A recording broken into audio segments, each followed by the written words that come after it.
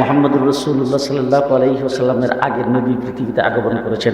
নবীদের কাছে জিবরাইল আমিন ওহী নিয়ে আসছে। কোন কোন নবীর কাছে আইছে 3 বার, কোন কোন নবীর কাছে আইছে 5 বার, কোন কোন নবীর কাছে আইছে 7 বার, কোন নবীর কাছে আইছে 40 বার, সর্বোচ্চ আইছে 400 বার। আর আমার নবীর 23 বছরের জিন্দেগিতে জিবরাইল আমিন একজনের কাছে আইছে 24,000 বার।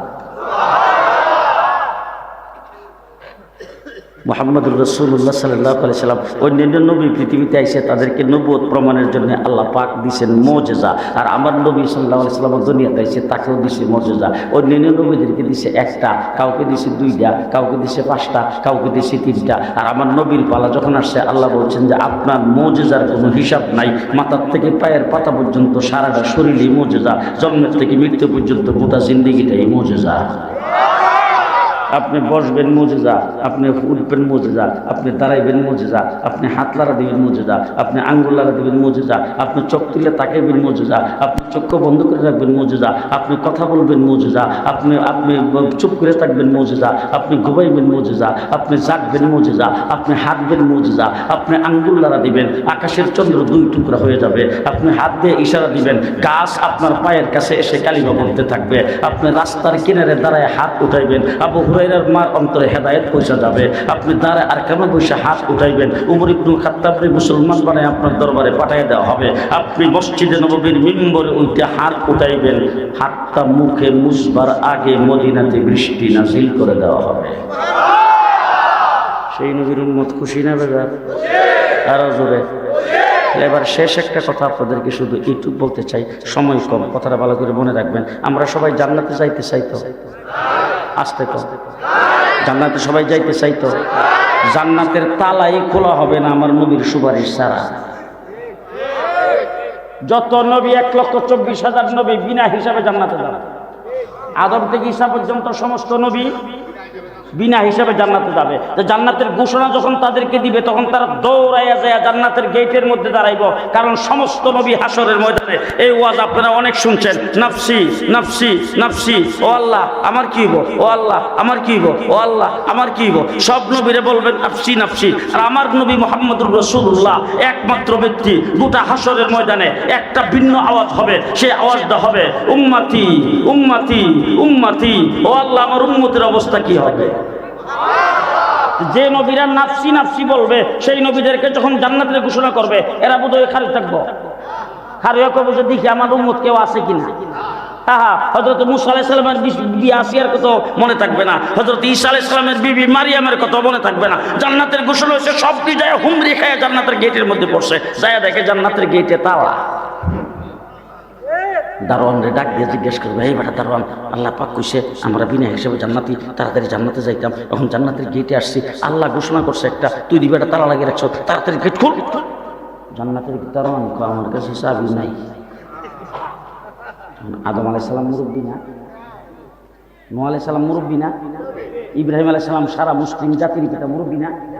মুরব্বীরা তখন কই বলে, বেটা তোর কাছে চাবি নেই, তুই এখানে দারোয়ানগিরি করতে কইছে, বেটা তোর চাকরি দিচ্ছে, বেটা তখন এই কথা বলার পর আসলে যে চাবি যারা খুলে নাই রে, ফিঙ্গারে খুলে,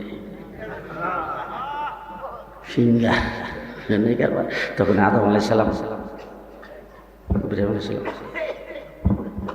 একজনের ফিঙ্গারে খুলে না। দারোয়ান ডাক দেখো, আপনারা যতই ফিঙ্গার দেন খুলতো না, যার ফিঙ্গারে খুলবো তিনি আইসেন না। আল্লাহু আকবার, আল্লাহু আকবার, আল্লাহ।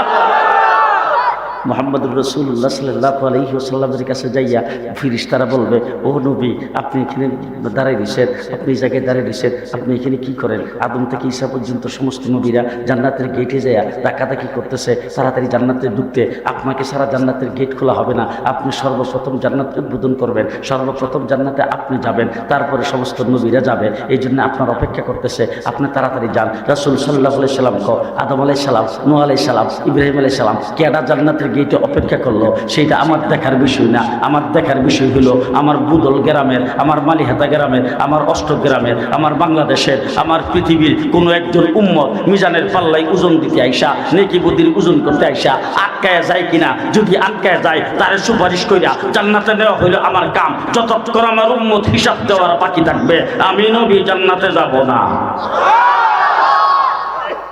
নবীর সুপারিশ চাই তো? চাইনি।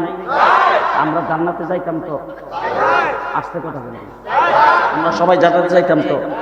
সামনে বাংলাদেশে হইব বুট, আপনারা বুট দিবেন তো? আমি কিন্তু একবারে গায়া ভাষায় কথা বলছি আপনাদের বোঝার জন্য। সামনে বুট হইলে আপনারা বুট দিবেন না? বুট আমি যদি বুট দিতে চাই, গত 15 বছর কিন্তু দিনের বুট রাত্রেই শিল মারো।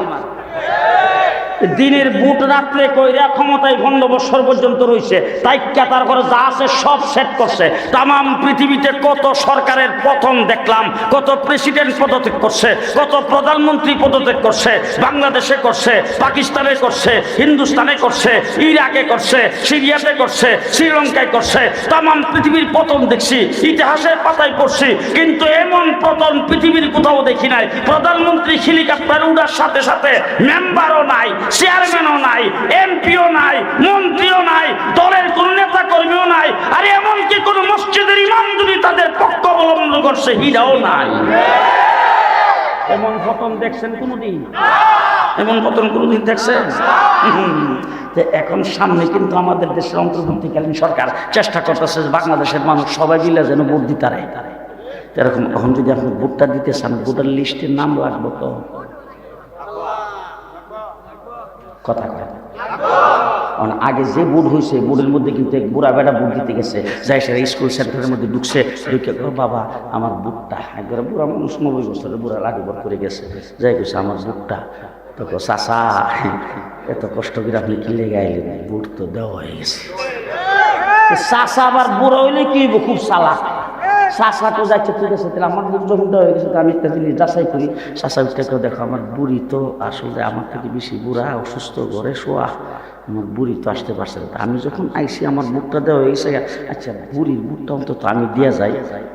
যখন কইছি বুড়ির বুটটা আমি দিয়া যাই, কাগজটা বাড়ি করে চাষা আপনার বুড়ির বুটটা দেওয়া হয়ে গেছে গা। যেই খালি কইছি বুড়ির বুট দেওয়া হয়ে গেছে গা, চাষা উপরের দিকে হাত দেখো, আম্বিয়ার মা গো, তুমি 5টা বছর হইল মরে গেলা, তোমার কবরে রেখে এলাম। 5 বছরের ভিতরে তোমার কবরের কিনারে কতবার গেলাম, আর শেষ সাথে তাহাজ্জুদ পড়ে কত দোয়া তোমার লেগে করলাম। একটা দিন তুমি কবর থেকে উঠে আমার লগে সাক্ষাৎ করার একটু প্রয়োজন মনে করলা না, আইলা না, আর আজকে স্কুলে বুকটা টিকি দিয়া গেলা গা।